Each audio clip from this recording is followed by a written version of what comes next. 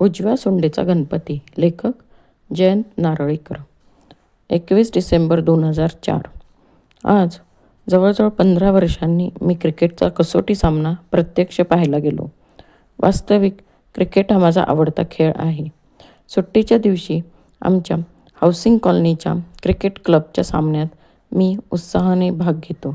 वेळ मिळाल्यास टी व्हीवर मोठे सामने, विशेष करून कसोटी सामने पाहायचा माझा प्रयत्न असतो. नाहीच जमले तर व्हिडिओ रेकॉर्डरवर सामन्यातले महत्त्वाचे प्रसंग पाहायला मला आवडते. परंतु सकाळ ते संध्याकाळ मैदानावर जाऊन सामना पाहायला मला वेळ मिळत नाही. म्युझियमच्या क्युरेटरचे कामच असे आहे. परंतु आजची गोष्ट वेगळी होती. माझा शाळकरी मित्र प्रमोद रांगणेकर याचा हा शेवटचा कसोटी सामना होता. सीझन तिकीट पाठवून एखादा दिवस तरी मॅच बघायला ये अशी त्याने कळकळीची विनंती केली होती. म्हणून मला सामना पाहायला हजर राहणे भाग होते. तो गोलंदाज असल्यामुळं भारताच्या क्षेत्ररक्षणाचा दिवस मी निवडला. आज मॅचचा दुसरा दिवस होता. पहिल्या दिवशी भारताने 308 धावा काढून आपला डाव संपवला होता. कसोटी सामन्यांच्या मालिकेतला हा निर्णायक सामना होता. अनेक वर्षांनी MCCवर विजय मिळविण्याची संधी यंदा मिळेल अशी अनेक भारतीय क्रिकेट शौकीनांना आशा वाटत होती. ओली सुकी जिंकून फलंदाजी घेऊन भारताने 500-600च्या दरम्यान धावा कराव्यात अशी त्यांची अपेक्षा होती. कारण भारतीय गोलंदाजीचा MCCच्या फलंदाजांना पूर्ण सराव झाला होता. खुद्द रांगणेकरला आणि इतर काही गोलंदाजांना ड्रॉप करावे असे अनेक टीकाकार सुचवित होते. परंतु निर्णायक सामन्यात नवीन गोलंदाज वापरण्याचे धाडस सिलेक्शन बोर्डाला करवले नाही. तेच टीकाकार आज MCCचा संघ 308चा आकडा सहज ओलांडेल असे भाकीत करत होते. त्यांच्या अपेक्षेप्रमाणे MCCच्या फलंदाजीला सुरुवात झाली. आघाडीच्या फलंदाजांनी सावधगिरी आणि आक्रमक पद्धती यांचा सुंदर वापर करून पहिल्या तासात 40 नाबादचा स्कोअर गाठला. पेयांसाठी दिलेल्या सुट्टीनंतर कर्णधार भंडारीने रांगणेकरला गोलंदाजी दिली. त्याचा शेवटचा सामना म्हणून प्रेक्षकांनी टाळ्यांनी त्याचे स्वागत केले.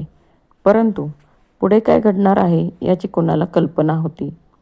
रांगणेकराने पहिला आश्चर्याचा धक्का दिला अंपायर कालियांना. पूर्वीच्या अनुभवावरून right arm over the wicket अशी गोलंदाजी रांगणेकर करील असे त्यांना वाटले आणि त्याप्रमाणे ते फलंदाजाला सूचना करण्याच्या बेतात असतानाच रांगणेकरने त्यांना सांगितले, मी left arm over the wicket bowling करणार. आणि त्याप्रमाणे त्याने क्षेत्ररक्षकांची पुनर्रचना करण्यास सुरुवात केली. दुसरे आश्चर्य म्हणजे भंडारीला सुद्धा रांगणेकर डाव्या हाताने गोलंदाजी करणार याची आगाऊ कल्पना नव्हती. रांगणेकरने पूर्वी कधीच अशी गोलंदाजी केली नव्हती आणि अशा महत्त्वाच्या प्रसंगी त्याने हा प्रयोग करावा हे अर्थातच भंडारीला आवडले नाही. पण एकदा एखाद्या खेळाडूला गोलंदाजी दिली तर ती काढून घेता येत नाही आणि त्यातून रांगणेकरचा हा शेवटचा सामना. सध्यापुरती एखादी ओव्हर टाकू दे असा मनाशी निर्णय करून त्याने रांगणेकरला सुरू कर अशी सूचना दिली आणि मग ते अभूतपूर्व घटनाचक्र सुरू झाले. उजव्या हाताचा सराव असलेला गोलंदाज एकाएकी डाव्या हाताने बॉलिंग कशी करू शकेल? केलीच तरी तो नेहमीप्रमाणे अचूक आणि प्रभावी असणार नाही अशी सर्वांची अपेक्षा होती. ही ओव्हर भारताला भलतीच महाग जाणार अशी अटकळ रेडिओ आणि TV कॉमेंटेटर करत असतानाच रांगणेकरच्या पहिल्याच चेंडूने MCCच्या फलंदाजाची विकेट उडाली. पॅव्हिलियनकडे परतताना नवीन फलंदाजाला चेंडू फारच अनपेक्षितपणे आला, काळजी घे अशी त्याने सूचना केली. परंतु 2 चेंडू कसेबसे टोलवून तो फलंदाजही विकेट गमावून परतला आणि त्या महाग ठरणाऱ्या ओव्हरच्या शेवटच्या चेंडूला रांगणेकरने MCCच्या कर्णधाराला अनुभवी फलंदाज हेडलेला पॅव्हिलियनची वाट दाखवली. प्रेक्षकांत भयंकर खळबळ माजली.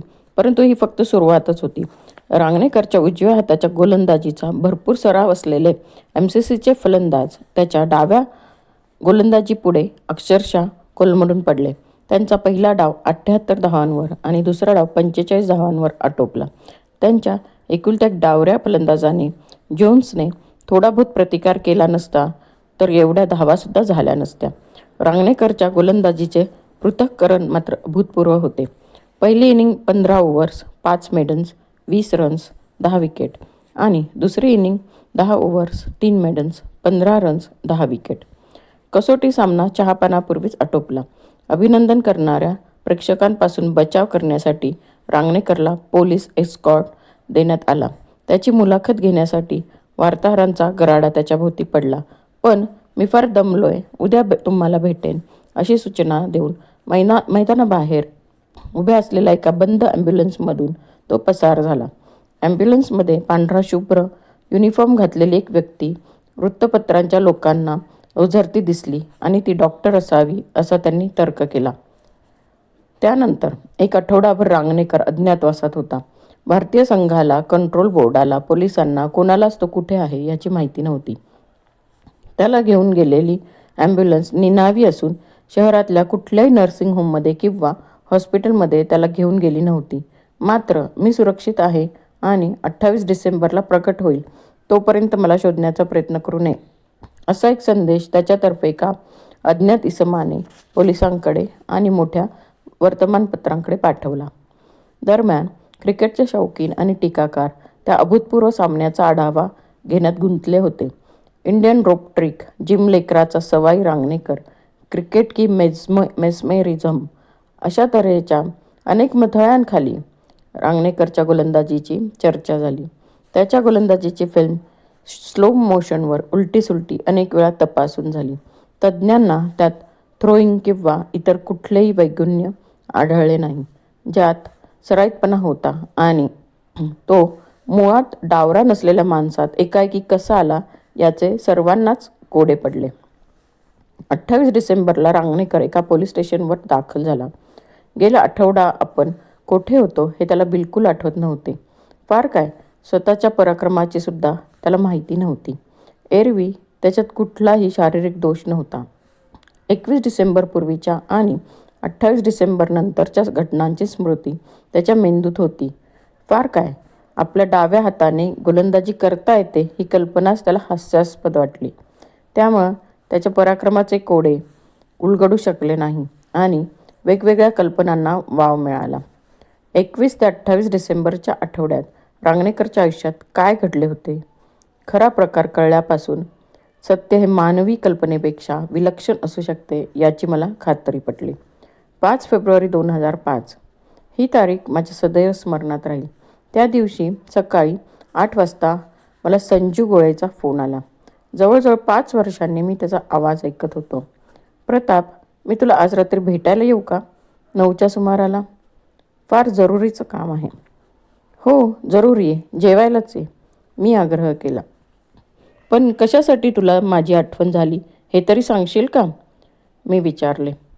प्रमोद संबंधी तुला काही सांगायचं आहे. आणखी पुष्कळ चर्चा करायची आहे, पण हे सर्व गुप्त ठेव.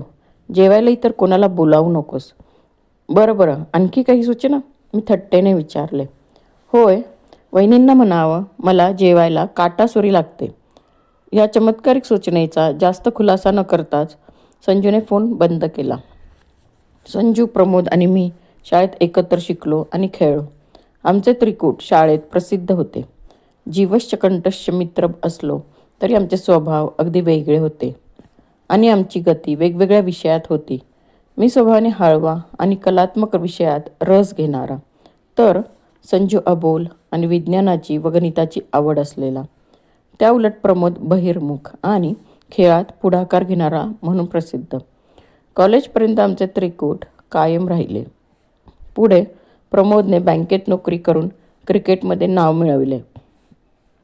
मी एका प्रख्यात म्युझियमची क्युरेटरशिप पत्करली आणि संजू विज्ञानाचे उच्च शिक्षण घेऊन त्याने डिफेन्स लॅबोरेटरीमध्ये नोकरी मिळवली आणि तिथल्या गुप्त रिसर्च प्रोजेक्टमध्ये तो असा गडप झाला की गेली कित्येक वर्ष आमची दोघांची एका शहरात असूनही गाठ पडली नव्हती. परंतु त्याच्या बोलण्याला मान द्यायचे माझ्या अंगवळणी पडले होते, म्हणून त्याची सूचना आम्ही तंतोतंत पाळली. इतर कोणाला बोलवायचा मोह मी टाळला आणि त्याच्या आग्रहाप्रमाणे माझ्या पत्नीने पाश्चात्य पद्धतीचे जेवण तयार केले. नाहीतरी पाश्चात्य पाककृती करून दाखवायचे फारसे प्रसंग येतच नाहीत, अशीच तिची तक्रार होती. संजूसाठी प्रॉन कॉकटेल, कोकोवा आणि क्रेप्स सुझेट असा उत्कृष्ट बेत तिने केला. प्रमोद संबंधी संजू काय सांगणार असेल याचा तर्क करण्यात माझा संबंध दिवस गेला. अनेकांनी त्याच्याबद्दल उलटसुलट विधाने केली होती. त्यांच्यात हा आणखी काही भर घालणार का? पण वैज्ञानिक वृत्तीचा आणि मूळचा अबोल असा संजू आपण होऊन ह्या विषयावर बोलू इच्छितो त्या अर्थी त्याला नक्कीच काहीतरी महत्त्वाची माहिती सापडली असणार. तो येईपर्यंत माझी उत्सुकता शिगेला पोचली होती. ठरल्या वेळी दाराची घंटी वाजली आणि संजू उगवला. एखाद्या परिचित माणसाला अनेक वर्षांनी पाहिल्याबरोबर त्याच्यात थोडाफार बदल झालेला वाटतो. त्याप्रमाणे संजूही थोडा बदललेला दिसला. पूर्वीच्यापेक्षा जास्त प्रौढ आणि गंभीर वाटला. परंतु आणखी कसला तरी वेगळाच बदल त्याच्यात झालेला आहे असे माझे अंतर्मन सांगत होते. पण तो नेमका कुठे आहे ते मलाच सांगता येत नव्हते. त्याचे बोलणे चालणे नेहमीप्रमाणे होते आणि पूर्वीच्या गप्पा गोष्टीत मी माझा प्रथम दर्शनी झालेला ग्रह विसरून गेलो. जेवण उत्तम प्रकारे पार पडले. गेली 5 वर्षे काय करत होतास, कसले शोध लावलेस वगैरे माझ्या आणि हिच्या प्रश्नांना गुळमुळीत उत्तरे देऊन संजू आम्हा दोघांनाच जास्त बोलायला लावत होता. हिच्या पाककौशल्याची स्तुती करणे आणि त्याचा माझ्या स्थूलपणाशी संबंध जोडणे, आमच्या मुलांची चौकशी, तिचे सोशल सर्व्हिसचे अनुभव वगैरे विषय तिला बोलायला उद्युक्त करायला पुरेसे होते. परंतु माझे मात्र समाधान झाले नाही. तो स्वतःबद्दल बोलायचे मुद्दाम टाळत आहे अशी मला दाट शंका येत होती.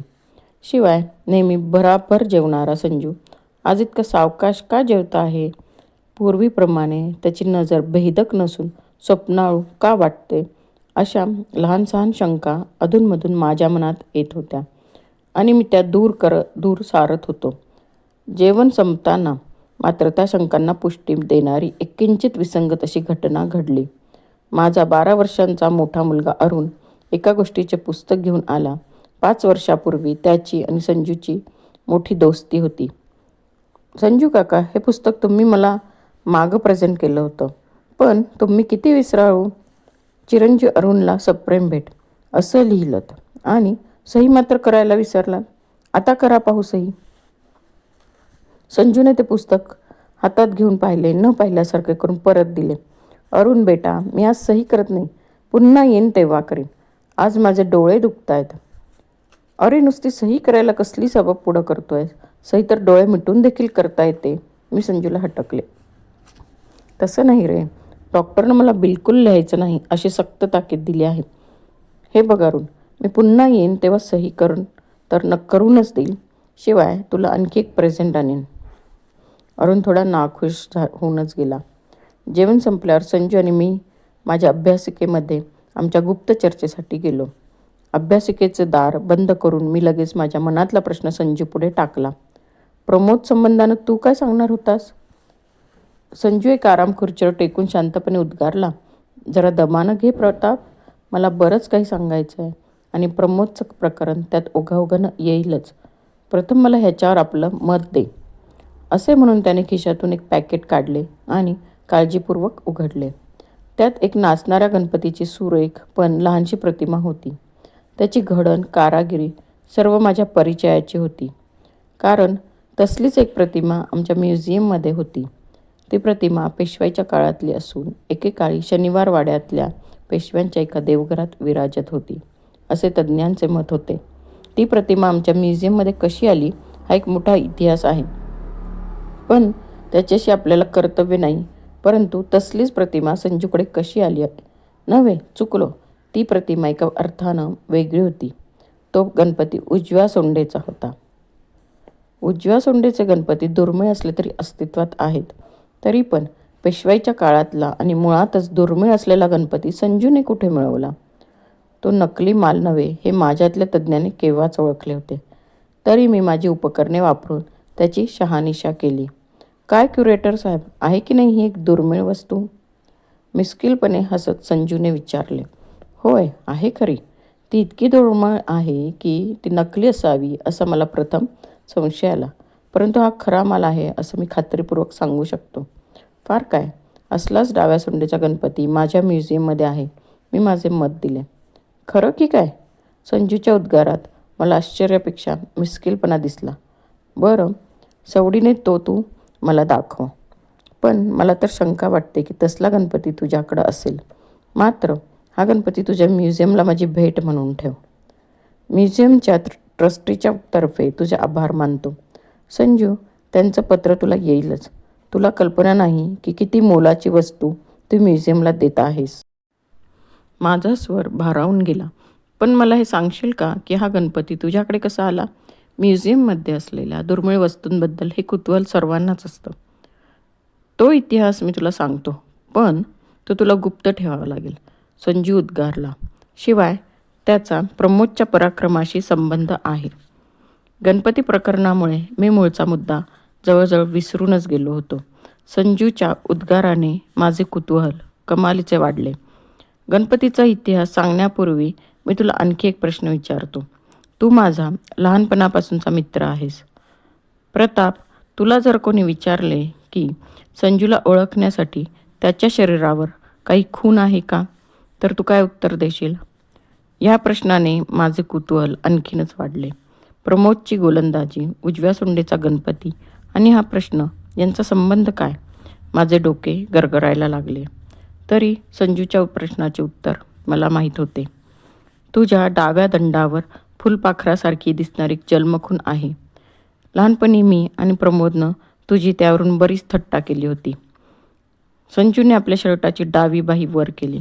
ती जन्मखूण दंडावरून नाहीशी झाली होती.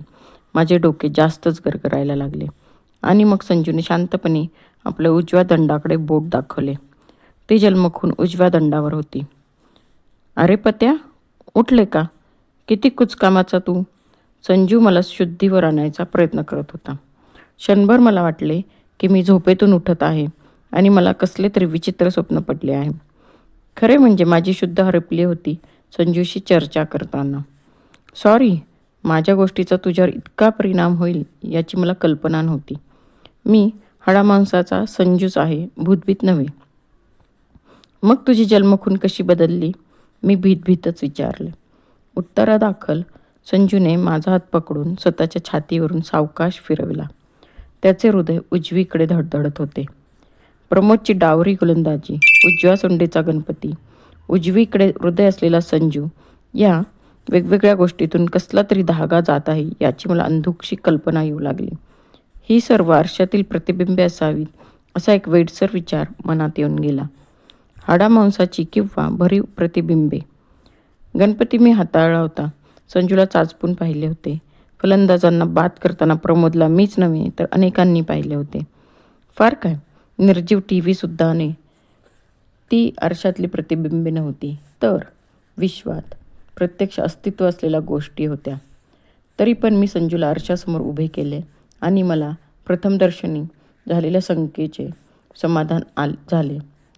आरशातला संजू मला जास्त परिचयाचा वाटला. प्रतिबिंबावरून आपण हे कसे दिसतो याची आपल्याला कल्पना येते, परंतु मूळ व्यक्तीत आणि तिच्या प्रतिबिंबात थोडेफार फरक असतातच. माझ्या अंतर्मनाला वाटलेला फरक संजूचे प्रतिबिंब आणि मूळ संजू यांच्यातला होता. आज माझ्याकडे आलेला संजू मूळचा संजू नसून त्याचे हाडामांसाचे प्रतिबिंब होते. पण हे कसे शक्य झाले आणि मूळचा संजू कुठे गेला? तुला वाटतं की मी कोणीतरी वेगळा प्राणी संजूचं प्रतिबिंब बनून आलेला आहे? संजूने किंवा त्या जीवाने माझी विचारशृंखला बरोबर तोडली. नाही, मी मूळचा संजूच आहे. फक्त माझं प्रतिबिंबात रूपांतर झालेलं आहे. पण हे कसं शक्य झालं?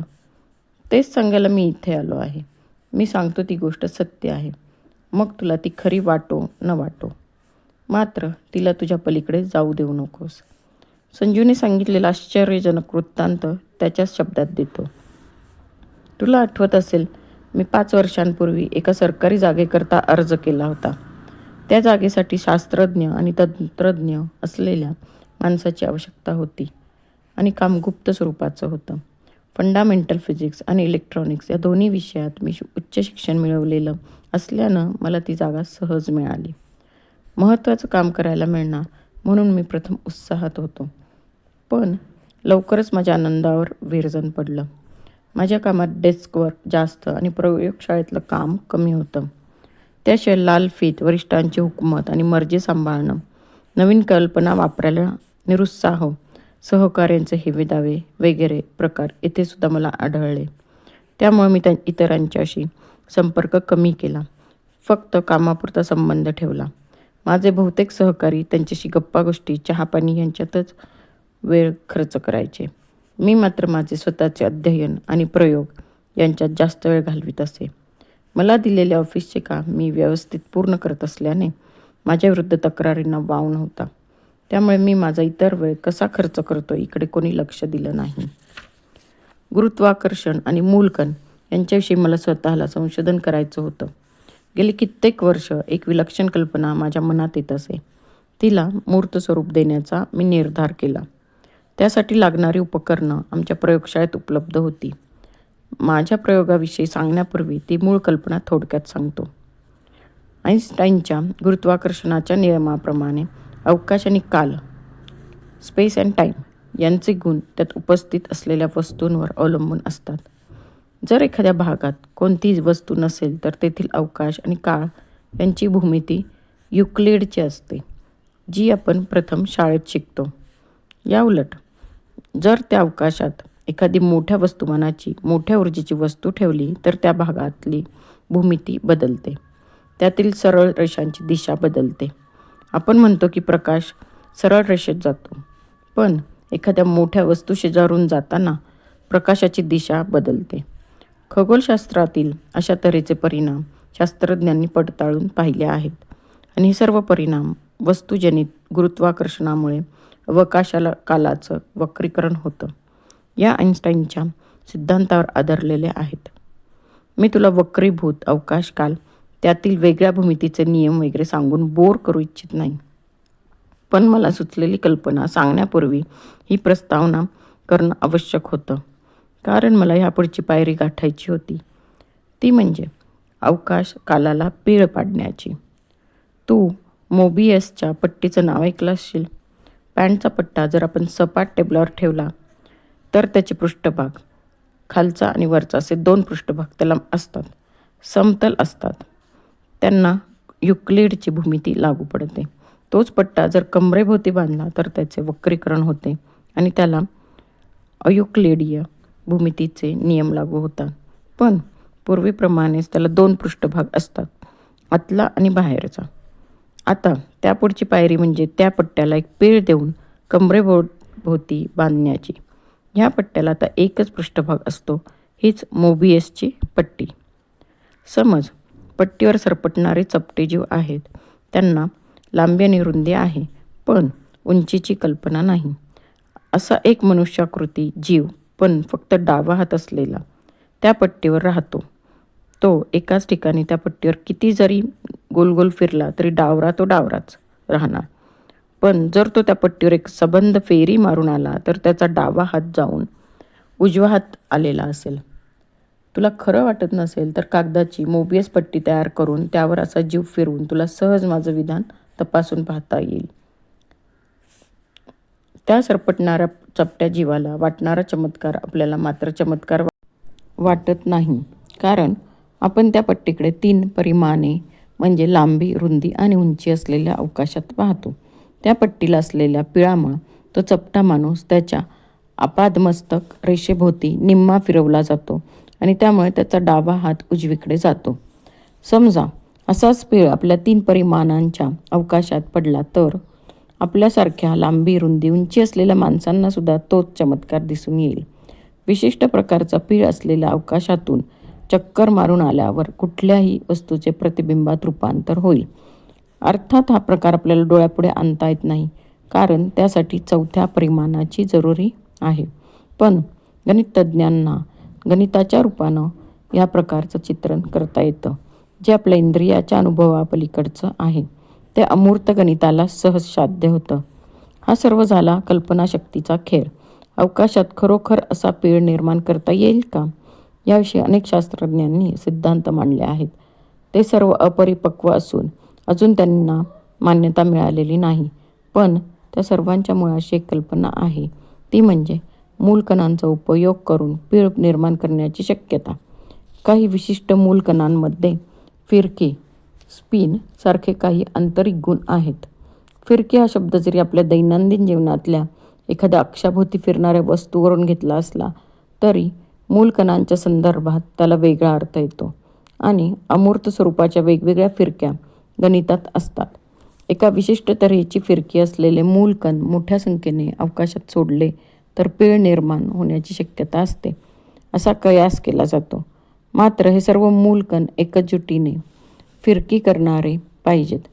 ते वेगवेगळ्या दिशेने फिरकी करत असले तर त्याचा परिणाम होत नाही. आमच्या प्रयोगशाळेत मूलकणांचे झोत तयार करणारं मोठं यंत्र असल्यानं अशा तऱ्हेचे झोत तयार करून पाहण्याचं मी ठरवलं. नवीन प्रयोग करायला सरकारी लाल फितीला तोंड देण्याचा धीर माझ्यात नव्हता. माझं प्रपोजल वेगवेगळ्या फायलीतून प्रवास करून नकार घंटा घेऊन परत येईपर्यंत मी निवृत्त होण्याची वेळ आली असती. त्या फाईलवाल्यांच्या समाधानासाठी मी हा प्रयोग माझ्या नेहमीच्या सरकारी कामाचाच एक भाग आहे अशी थाप मारली आणि त्या मूलकणांच्या यंत्राशेजारी एक कॅबिन माझ्यासाठी राखून घेतलं. त्यावर top secret, dangerous, do not enter वगैरे पाट्या लावून मला कोणी असा त्रास देणार नाही याची काळजी घेतली. सडाफटिंग असल्यामुळे मला हवा तेवढा वेळ प्रयोगासाठी काढता आला, पण मी हाती घेतलेलं काम अतिशय अवघड होतं. त्या यंत्रातून हव्या त्या अवस्थेत एकजुटीनं सर्व मूलकण बाहेर काढण्याच्या प्रयत्नात रात्रीचा दिवस करूनही मला 2 वर्ष लागली. शेवटी जवळजवळ 6 महिन्यांपूर्वी मी त्यात यश मिळवलं. माझ्या प्रयोगाकरता मी माझं रिस्टवॉच वापरलं. त्याचं प्रतिबिंबात रूपांतर होताना त्याची कालमापन पद्धती बदलते का हे मला पाहायचं होतं.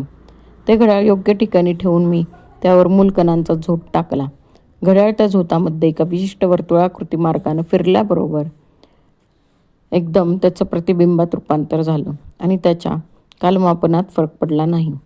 प्रयोग यशस्वी झाल्याच्या आनंदात मी झोत बंद केला आणि घड्याळ पूर्ववत झालं.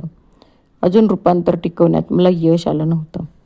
मी तोच प्रयोग वेगवेगळ्या पद्धतीनं करून पाहिला आणि शेवटी मला पूर्ण यश लाभलं. मूलकणांच्या झोतात घड्याळाचं रूपांतर झाल्यावर तो झोत बंद करण्यापूर्वीच ते घड्याळ बाहेर काढलं की त्याचं रूपांतर टिकून राहायचं. मी हाच प्रयोग वेगवेगळ्या वस्तूंवर करून पाहिला आणि मला प्रत्येक वेळी हा अनुभव आला. या प्रकारामागं काय गूढ आहे ते मला अजून उकललेलं नाही. 4 डिसेंबरला मी हा प्रयोग स्वतःवर करून पाहायचं ठरवलं. अर्थातच पूर्वी किडे, फुलपाखरं, गिनीपिग वगैरेंवर प्रयोग करून जीवाला अपाय होणार नाही याची मी खात्री करून घेतली होती. तरी पण जर काही कारणानं माझं बरं वाईट झालं तर इतर शास्त्रज्ञांना माझ्या संशोधनाचा फायदा मिळावा म्हणून मी प्रयोगाची सर्व तांत्रिक माहिती लिहून काढली आणि एका सुरक्षित ठिकाणी ठेवली. माझं रूपांतर झाल्यावर माझे त्या खोलीतले व्यवहार व्हिडिओ टेपवर रेकॉर्ड करण्याची व्यवस्था केली. शिवाय इतर यंत्र माझ्या शरीरातल्या वेगवेगळ्या प्रक्रिया मोजून मापून पाहणार होतीच. इतकी सर्व व्यवस्था करून मग मी त्या मूलकणांचा प्रवाह सुरू करून त्याच्यात प्रवेश केला. त्या झोतामध्ये योग्य मार्गानं राऊंड पुरा केल्यावर माझं सुद्धा प्रतिबिंबात रूपांतर झालं आणि मला ते होत असल्याची जाणीव झाली नाही. कसल्याही वेदना न होता, डोक्याला चक्कर न येता माझं रूपांतर झालं. माझ्याबरोबरच्या माझ्या अंगावरचे कपडे, घड्याळ, बूट सर्व त्याचप्रमाणे बदललं. मी झोताच्या बाहेर येऊन स्वतःचीच परीक्षा केली. मला अक्षरं वाचता येईनात, कारण माझ्या डोक्यात उलटी अक्षर वाचायची माहिती उपलब्ध होती. बाटलीचं झाकण उघडताना बंद करताना माझा घोटाळा होई, कारण स्क्रूची रचना माझ्या डोक्यात आणि प्रत्यक्षात एकमेकांविरुद्ध होती. माझ्या उजव्या हाताला सराईतपणा जाऊन तो डाव्या हातात आला. मला अनुभवाला येणाऱ्या सर्व गोष्टींची मी नोंद केली. शिवाय यंत्रावर माझं निरीक्षण केलं जातच होतं. शेवटी मी सुलटा होण्यासाठी परत त्या झोतामध्ये शिरलो आणि बाहेर आल्यावर पूर्ववत झालो. पण माझ्या मेंदूवर एक परिणाम झालेला होता. माझी उलटेपणातली सर्व स्मृती पुसली गेली होती. मी प्रयोगाला सुरुवात करीपर्यंत सर्व स्मृती शाबूत होती, पण प्रतिबिंबात्मक अवस्थेत मी काय केलं ते बिलकुल आठवत नव्हतं. मात्र व्हिडिओ टेपवर मला ते सर्व रेकॉर्ड झालेलं पाहायला मिळालं. तसेच माझे अनुभव आणि माझ्या हस्ताक्षरातलेच वाचायला मिळाले. पण ते वाचताना मला आरसासमोर धरावा लागला, कारण ती अक्षरं उलटी होती. संजूची सर्व हकीकत ऐकताना एक अरबी भाषेतील सुरक आणि चमत्कारिक कथा ऐकतो आहे असे मला वाटत होते. पण त्यावर अविश्वास ठेवायला जागा नव्हती, कारण त्याचे प्रतिबिंबच माझ्यासमोर बसले होते. त्याची गोष्ट चालू असताना माझी नजर त्या उजव्या सोंडीच्या गणपतीकडे गेली आणि माझ्या मनात एकाएकी एक विचार आला. थांब संजू, हा गणपतीसुद्धा रूपांतरितच आहे का? मी त्याला विचारलं. होय प्रताप, तुला खरं वाटत नसलं तर म्युझियममध्ये जाऊन खात्री करून घे. संजूच्या डोळ्यात परत मिस्किलपणाची झाक दिसून आली. मी त्याला घेऊन शेजारीच असलेल्या म्युझियमच्या इमारतीत गेलो. पेशवाईच्या काळातल्या वस्तूंच्या सेक्शनमध्ये जाऊन मी तिथल्या एका कॅबिनेटकडे धाव घेतली. तेथे डाव्या सोंडीचा गणपतीची जागा रिकामी होती. मी संजूनं दिलेला गणपती तेथे ठेवला आणि मुकाट्यानं त्याला घेऊन माझ्या स्टडीमध्ये परत आलो. सॉरी, मी तुला फसवलं. प्रताप, तुला पाहिजे असल्यास मी तो गणपती पूर्ववत करून देईल. तुला भेटण्यापूर्वी थोडी गंमत करावी म्हणून मी गेल्या आठवड्यात तुझ्या म्युझियमला भेट देऊन तिथला गणपती लंपास केला. तोच आज तुला परत भेट म्हणून दिला, संजूने स्पष्टीकरण केले. माझे डोके आता काम करायला लागले होते. प्रमोद रांगणेकरचा विक्रम त्याने केला नसून त्याच्या प्रतिबिंबाने केला असणार. तरीच तो डाव्या हाताने सराईतपणे बॉलिंग करू शकला आणि त्याचे ते अनपेक्षितपणे तऱ्हेचे बॉलिंग MCCच्या खेळाडूंना अवघड वाटले. मी माझा तर्क संजूला सांगितला. बरोबर आहे. प्रमोद 20 तारखेला संध्याकाळी माझ्याकडे आला. तो फार उदास मनस्थितीत होता. त्याची शेवटची मॅच असून ती स्मरणीय व्हावी अशी त्याची इच्छा होती, पण ते शक्य दिसत नव्हतं. त्याची बॉलिंग पूर्वीसारखी प्रभावी पडत नव्हती, कारण प्रतिस्पर्ध्याच्या परिचयाची झाली होती. दुसऱ्या दिवशी त्याला बॉलिंग करायची होती आणि ती यशस्वी झाली नाही तर टीकाकार आपल्याला त्रास देतील अशी त्याला भीती वाटत होती. संजू म्हणाला. तो पुढे काय सांगणार याकडे माझे सर्व लक्ष होते. तो पुढे म्हणाला. प्रमोदशी बोलताना माझ्या मनात एक विलक्षण कल्पना आली. समजा आपण त्याचं प्रतिबिंबात रूपांतर केलं तर? अर्थात मी माझं गुपित त्याला सांगणार नव्हतो. मी त्याला कॉफीमधून झोपेचं औषध दिलं. तो निद्राधीन झाल्यावर कारमधून त्याला प्रयोगशाळेत आणलं. एखाद्या टॉप सिक्रेट प्रयोगशाळेत बाहेरच्यांना मज्जाव असतो. परवानगीशिवाय आत येता येत नाही. पण हे नियम कसे मोडायचे ते मला समजलं होतं आणि प्रमोदला आत घेऊन जाताना मला कसलाही त्रास झाला नाही. त्याचं प्रतिबिंबात रूपांतर करून मी त्याला त्याच्या घरी पोचवलं. दुसऱ्या दिवशी त्याचा फोन आला. तो फार हिस्टोरिक झालेला होता. आपला उजवा हात फार अशक्त झाला आहे. डोळ्याला वाचताना अक्षर उलटी दिसतात वगैरे तक्रारी करून मी आदल्या रात्री त्याला काही भयंकर औषध दिलं होतं का अशी त्यानं पृच्छा केली. मी त्याच्या फ्लॅटवर जाऊन त्याला दिलासा दिला आणि उजवा हात अशक्त वाटत असेल तर डाव्या हातानं बॉलिंग कर असा सल्ला दिला. प्रथम त्याला मी थट्टा करतोय असं वाटलं, पण थोडी नेट प्रॅक्टिस केल्यावर त्याला माझ्या सल्ल्याचं महत्त्व पटलं. तो सल्ला किती प्रभावी ठरला हे तुला माहीतच आहे. मॅचनंतर मीच त्याला घेऊन आलो. गावाबाहेर एका खेड्यात लहानशा झोपडीत त्याला मी 6 दिवस ठेवलं, कारण त्याच्या शरीरावर व मनावर फार ताण पडला होता. पोलीस आणि वृत्तपत्रांना फोन करणारा मीच होतो. 7व्या दिवशी तो जरा नॉर्मल झाल्यावर मी परत त्याचं रूपांतर करून त्याला शहरात आणून सोडलं. अर्थात त्याला 7 दिवसातील घटना काहीच आठवत नव्हत्या. प्रमोदच्या अभूतपूर्व गोलंदाजीचा खुलासा झाल्यावर मला इतर लहान सहान गोष्टींचा पण खुलासा झाला. आपला डावरेपणा उघडकीला येऊ नये म्हणून संजूने आमच्या घरी हाताने न जेवता काटासुरीची मागणी केली. तरीसुद्धा त्याला खायला वेळ लागत होता. त्याच कारणामुळे त्याने अरुणच्या पुस्तकावर सही करण्याचे नाकारले. आरशात दिसते तशी सही प्रत्यक्षात करणे किती अवघड आहे हे थोडा विचार केल्यावर लक्षात येते. संजू, तू लवकरात लवकर आपल्या शोधांना प्रसिद्धी दे. तुला नोबेल प्राईज नक्कीच मिळेल, मी त्याला सल्ला दिला. नाही प्रताप, तू म्हणतोस ते मला पटत नाही. एकतर अजून माझा शोध पूर्णावस्थेत गेलेला नाही. प्रतिबिंबावस्थेत असताना केलेले व्यवहार स्मृतिपटलावरून पूर्ण पुसले जातात ते का?